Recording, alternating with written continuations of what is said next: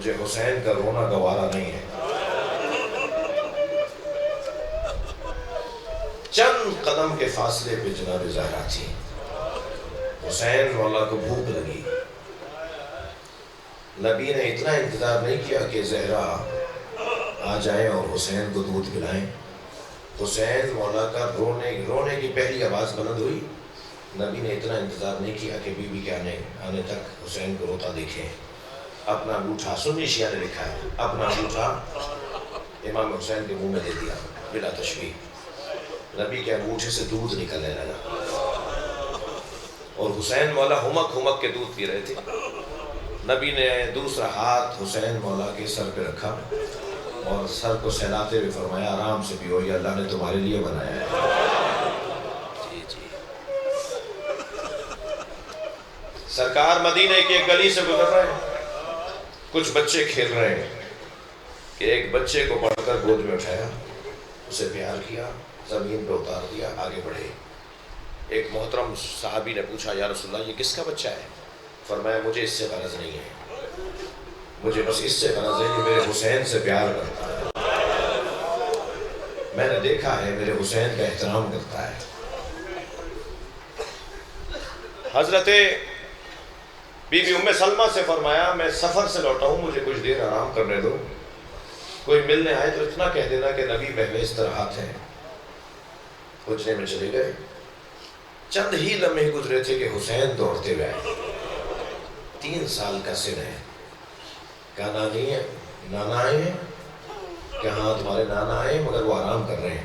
انہوں نے کہا ہے کہ کوئی آئے تو اسے کہہ دینا کہ میں آرام کر رہا ہوں۔ تو تھوڑی سی حسرت سے نانی کو دیکھا اور کہا مجھے بھی روکا ہے؟ فرمایا تمہارے نانا نے تخصیص نہیں لگائی۔ مولا حسین لوٹ گئے، ابھی چند قدم حسین لوٹے کہ حجرے سے نبی باہر آئے۔ آپ نے قمیص نہیں پہنی ہوئی تھی، ابا دوش پر نہیں تھی، نالینیں نہیں تھی، محو استراحت تھے۔ آگے آئے، حسین کو گود میں لے کر بی بی کو دیکھ کر کہا تم نے حسین کو بھی لوٹا دیا؟ بی بی فرماتی ہیں حسین کو حجرے میں لے گئے، کچھ دیر کے بعد میں نے نبی کے رونے کی آواز سنی۔ بی بی فرماتی ہیں میں پریشان ہوئی، نگران ہوئی، میں حجرے میں گئی تو میں نے دیکھا نبی نے قمیص اتاری ہوئی ہے، حسین کا کرتا بھی اتارا ہوا ہے، حسین کا سینہ اپنے سینے سے لگا، حسین کے لبوں پر پیار کر رہے ہیں، حسین کے گردن پر پیار کر رہے ہیں اور روتے جا رہے ہیں۔ میں نے پوچھا یا رسول اللہ آپ کے رونے کا سبب، آپ ایسے کیوں اس بچے سے پیار کر رہے ہیں؟ فرمایا ابھی جبریل آئے تھے، انہوں نے مجھے بتایا اس سینے پہ گھوڑے دوڑیں گے، ان لبوں کی توہین ہوگی، اس گلے پہ خنجر چلے گا۔ مجھے ابھی جبریل نے میرے حسین کی شہادت سنائی ہے۔ اجرکم اللہ، اجرکم اللہ۔ جو رونے آئے ہیں جن کے مذہب میں رونا جائز ہے، میں ان سے تو گزارش کروں گا کہ مجلس میں تکلف کر کے نہیں روتا ہے۔ جب آپ بلند آواز سے روتے ہیں نا تو امام رضا دعا دیتے ہیں، امام صادق دعا دیتے ہیں، امام محمد تقی مصلی بچھا کے حسین پہ رونے والوں کے لیے دعا کرتے ہیں۔ آپ آمدہ ہو گئے، چلیے کچھ دیر کے لیے کربلا چلتے ہیں، چلیے کربلا چلتے ہیں۔ حسین مولا نے لاشیں بہت اٹھائے مگر 3 لاشوں پہ بہت روئے۔ کچھ اور لاشیں بھی ہیں جن پہ حسین روئے ہیں، جن لاشوں پہ حسین کی آنکھوں سے آنسو رکتے نہیں تھے، ان میں ایک لاشا علی اکبر کا۔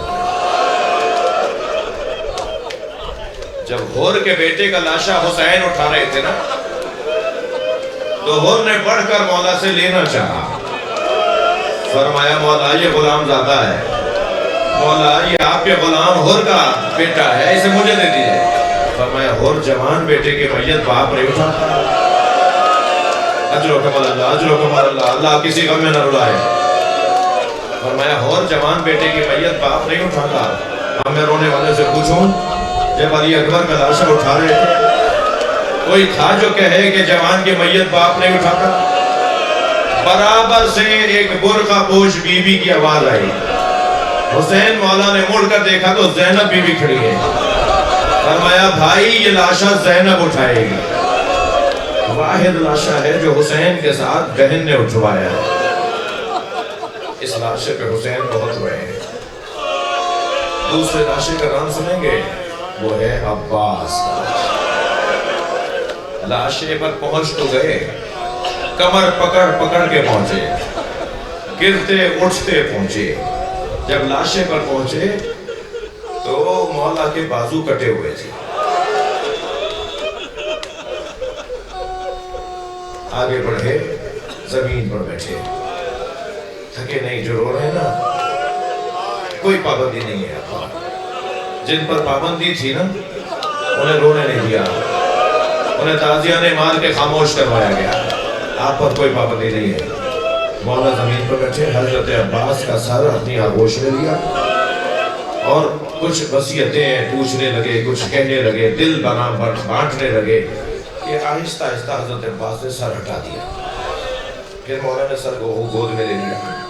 پھر حضرت عباس ہٹانے لگے تو فرمایا, عباس تم اپنا سر ہمارے زانوں سے کیوں ہٹاتے ہو؟ تو فرمانے لگے, مولا یہ شہزادوں کی جگہ ہے, مولا یہ سکینہ کی جگہ ہے, یہ علی اصغر کی جگہ ہے. کہاں میں اور کہاں زانوں میں حسین؟ فرمایا, عباس ہم چاہتے ہیں تمہارا سر ہمارے زانوں پر رہے. وصیتیں فرمائی مولا عباس نے, اور ان میں ایک وصیت یہ تھی کہ میرا لاشا خیمے نہ لے جائیے.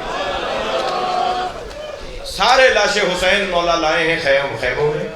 گنج شہیدہ میں ایک بڑے خیمے میں لاشے لا کے رکھتے تھے, لیکن حضرت عباس کا لاشا نہیں لائے, کیونکہ فرمایا میرا لاشا خیمے نہ لے جائیے گا. نقل صاحب کہتے ہیں جو یہ مولا نے فرمایا نا حضرت عباس نے کہ میرا لاشا خیمے نہ لے جائیے گا, اس کے دو سبب ہیں. ایک سبب تو یہ جس کی کمر ٹوٹ گئی ہو, وہ لاشا کیسے اٹھائے گا؟ مولا میرا لاشا خیمے نہ لے جائے گا. دوسرا سبب یہ ہے کہ میرا لاشا خیمے لے جائیں گے, کچھ دیر بعد حسین کا لاشا کون لائے گا؟ سکینہ کو بڑی ڈھارس اور تسلی ہوگی, اگر میرے بابا کا لاشا نہیں آیا تو چچا کا بھی لاشا نہیں آیا. میں اس بھتیجے کو تسلی دے دوں, اس کربلا میں تمہارا بابا غریب ہے تو تمہارا چچا بھی غریب ہے.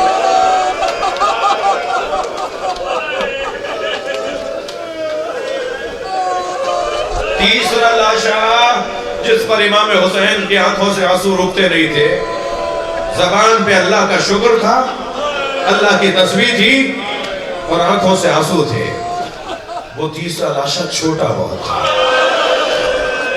مگر حسین مولا سے اٹھتا نہیں تھا. کبھی آگے جاتے تھے انا للہ, کبھی الٹے پیر واپس آتے تھے رضن میں قضائہی و تسلیم علیہ. مجھے جلدی نہیں ہے, میری قسمت میں دوبارہ آنا انشاءاللہ ہے, میں کوشش کروں گا میں جیسے حکم فرمایا ہے, لیکن کیا معلوم کہ دوبارہ آنا نہ ہو. مجھے جلدی نہیں ہے, آپ بھی تھوڑا سا مجھے اور سن لیجئے. سلام بھیجا کریں جناب رباب. اس بی بی کا بڑا جگر تھا, بڑا حوصلہ تھا کربلا کی ماؤں کا, اور ان ماؤں میں بھی جناب رباب بڑا حوصلہ تھا. اس بی بی کا دو ہی کمائیاں تو تھیں جناب رباب کی, ایک علی اصغر, ایک سکینہ. ایک کو اجلا سا کرتا پہنایا, بال جھنڈولوں میں کنگھی کی, آنکھوں میں سرما لگایا, پیشانی پر بوسہ دیا اور امام حسین کی گود میں دے دیا. میر انیس کہتے ہیں کہ بنا کر شکل مجاہد کی لے چلے شبیر, الٹ دیا علی اصغر کی آستینوں کو. میرا مجاہد کربلا جا رہا ہے, جناب رباب کی طرف سے مجاہد کربلا جا رہا ہے. سجایا سوارا پیار کر کے بابا کی گود میں دے دیا. نقل صاحب کا جملہ بھی مجھے یاد آ رہا ہے, وہ فرماتے ہیں جب علی اصغر کو بابا کی گود میں دے رہی تھی نا, تو عجب نہیں فرمایا ہو اگر تمہاری دادی زہرا جنت میں پوچھے تمہاری ماں نے تمہارا منہ کیوں نہیں دھلایا, تو کہہ دینا مجھے پلانے کو پانی نہیں تھا, میں سب کو پیاسا چھوڑ کر آیا ہوں. ایک کمائی جناب علی اصغر, مدینے میں جب تک جناب رباب زندہ رہیں اور مدینہ منورہ میں رہیں, سائے میں نہیں بیٹھی, سائے میں نہیں بیٹھی, دھوپ میں بیٹھی ہوتی تھی. جب کوئی پوچھتا تھا تو کہتی تھی, جب امام سجاد سے کسی نے پوچھا تو فرمایا میرے بابا کے لاشے کو دھوپ میں دیکھ کر آئی, اپنے شوہر کے جنازے سے وعدہ کر کے آئی تھی جب تک زندہ رہوں گی کبھی سائے میں نہیں بیٹھوں. اے میرے والد تمہارے لیے کچھ نہیں کر پا رہی، میرے تو سر پہ بھی چادر نہیں رہی، مگر میں جب تک زندہ رہوں گی کبھی سائے میں نہیں بیٹھوں گی، تمہاری یاد میں رہوں گی۔ جب دھوپ میں بیٹھی ہوتی تھی نا، بڑے مرثیے لکھے ہیں جناب رباب نے، جناب ام البنین نے امام حسین کے اوپر مرثیے لکھے ہیں، عربی میں جناب رباب کے مرثیے ہیں۔ جناب رباب جب دھوپ میں بیٹھ کر یاد کرتی تھی نا، جب حسین یاد آ جاتے تھے تو امام حسین پہ مرثیہ لکھتی تھی، اور جب علی اصغر یاد آ جاتے تھے تو حضرت علی اصغر کا مرثیہ کہتی تھی۔ ایک مرثیے کے ایک مصرے کا مفہوم سنا رہا ہوں۔ فرماتی ہیں علی اصغر میں نے بڑے بچے دیکھے جن کا دودھ چھڑایا جاتا ہے تو لاٹ اٹھایا جاتا ہے، لاٹ اٹھایا جاتا ہے بچوں کا دودھ چھڑاتے وقت، مگر میں نے تجھ جیسا بچہ نہیں دیکھا جس کا تیر سے دودھ چھڑایا۔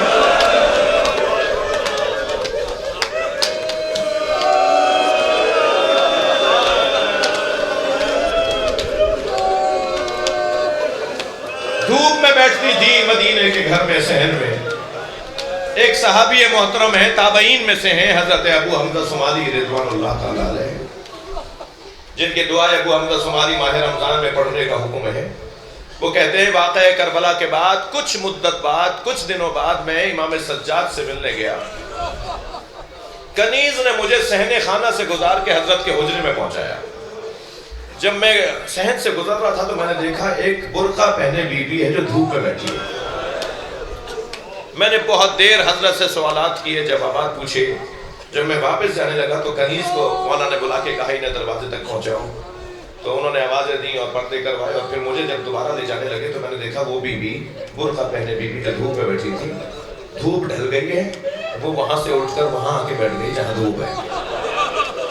تو ابو حمزہ کہتے ہیں میں کھڑا ہو گیا تو پشت سے دروازے، حجرے کے دروازے سے امام سجاد کی آواز آئی، ابو حمزہ کیا سوچ رہے ہو؟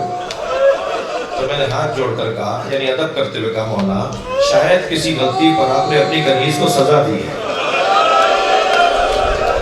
شاید کسی غلطی پر آپ نے اپنی کنیز کو سزا دی ہے، اسے دھوپ میں بٹھا دیا ہے، مولا میری وجہ سے معاف کر دیجئے، مدینے کی گرمی بڑی شدید ہے۔ امام کی آنکھوں میں آنسو آ گئے، فرمایا ابو حمزہ میری ماں رباب ہے، میرے بابا سے وعدہ کر کے آئی ہے۔ ابو حمزہ تو چلے گئے، اجر و کمال اللہ، جلدی نہیں ہے مجھے جو فرصہ دینا چاہ رہے تھے۔ جناب ابو حمزہ تو چلے گئے، امام سجاد جیسے بچے ماں کے برابر میں بیٹھتے ہیں نا، ایسے اپنی ماں کے برابر میں، ماں بھی حقیقی اس معنی میں ماں نہیں ہے، بی بی امام سجاد کی والدہ بی بی شہربانو ہے، یہ جناب سکینہ اور جناب علی اصغر کی والدہ ہیں، مگر ماں کا حق رکھتی ہیں، ماں کا درجہ رکھتی ہیں۔ برابر میں آ کے بیٹھے اور کہنے لگے، فرمانے لگے اماں اب تو غیر بھی کہتے ہیں کہ انہیں سائے میں لے آؤ۔ تو کانپتی ہوئی آواز میں بولی علی اصغر کا قاتل مارا گیا۔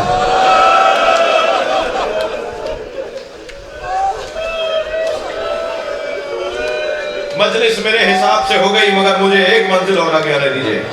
جناب رباب کی دوسری کمائی جناب سکینہ ہے، ایک بچے کو امام حسین کی گود میں دے دیا، ایک بچی کو شام میں چھوڑ کر۔ اللہ آپ کو بی بی کی زیارت کا شرف عطا کرے۔ میں ابھی پچھلی دفعہ تو میں دمشق اترا، لیکن اس سے پچھلی دفعہ لبنان بیروت میں اترے، اور ہم پھر بالا بک کے ذریعے سے بیروت کے رستے سے لبنان کے رستے سے شام میں آئے۔ اس وقت تک یہ فلائٹیں شروع نہیں ہوئی تھیں شام کی، تو جب بیروت سے گزرے اور بالا بک پہنچے تو ہمیں کسی نے بتایا بالا بک میں قیام رہا اسیروں کا، مولا کا، بیویوں کا، جب اسیر ہو کر آئے تو مجھے کسی نے بتایا یہاں امام حسین کی 2 بیٹیوں کی قبریں بھی ہیں، ایک کی عمر 9 سال تھی، ایک کی عمر 16 سال تھی، 2 بیٹیوں کے مزار بھی ہیں شام لبنان میں بالا بک بارڈر کے قریب۔ تو ہم زیارت کرنے گئے، جب تفصیل ہم نے دیکھی تو کیا لکھا ہوا تھا، یہ 9 سال والی بیٹی وہ ہے جو اونٹ سے گری تھی اور اونٹ نے پیر رکھ دیا۔